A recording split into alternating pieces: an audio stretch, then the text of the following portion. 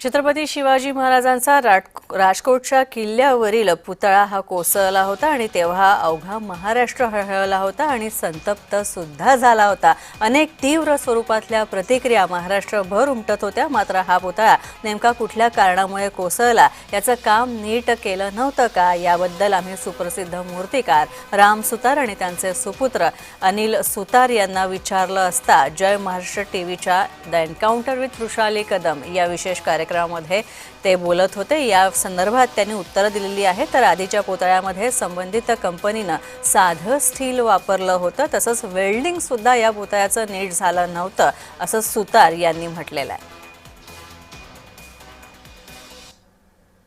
जसं आपण मालवणात म्हणजे देखील छत्रपती शिवाजी महाराजांचा पुतळा साकारलेला आहे, तर आता हा जो पुतळा साकारलेला आहे आपण याचं काय वैशिष्ट्य किंवा आपल्याला हे साकारताना जाणवलं की इथं आपण कुठल्या गोष्टींवर अधिक भर दिला, कारण इथं खारी हवा अधिक आहे।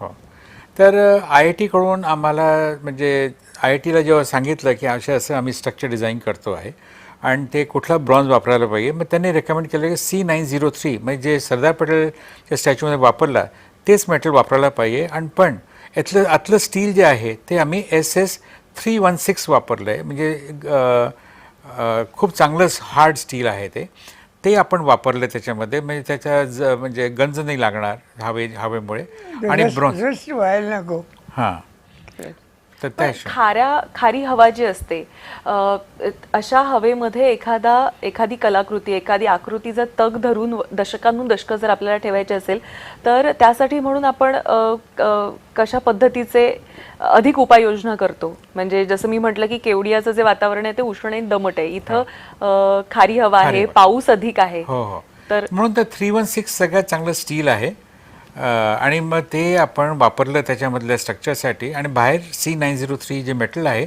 ते वापरलं आपण, आणि जे खाली कॉन्क्रीट टाकले ते M50चं कॉन्क्रीट टाकलं गेलं, ज्याच्याने त्याच्यामध्ये आणखी मजबूती आली आहे।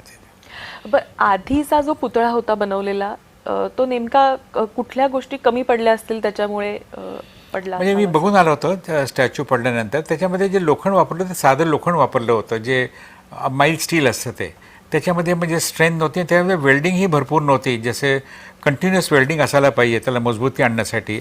आतले मेंबर्स पण खूप वीक होते, म्हणून तो पायाजवळ तुटला आणि पडला तो हवाच्या वेगाने। तर पाहूया या संदर्भातला तपशील ग्राफिक्सच्या माध्यमातून।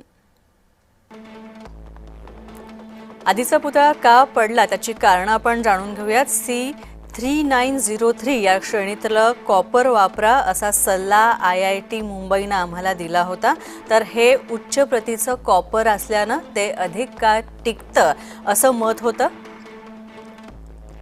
पण गुजरातमधील स्टॅच्यू ऑफ युनिटीमध्ये देखील याच कॉपरचा याच धातूचा वापर केला होता। माइल्ड स्टीलचा वापर केला नाही आणि सर्वात मजबूत प्रतीचं स्टील वापरलं। वेल्डिंगमध्ये देखील कुठलीच कसर ठेवली नाही।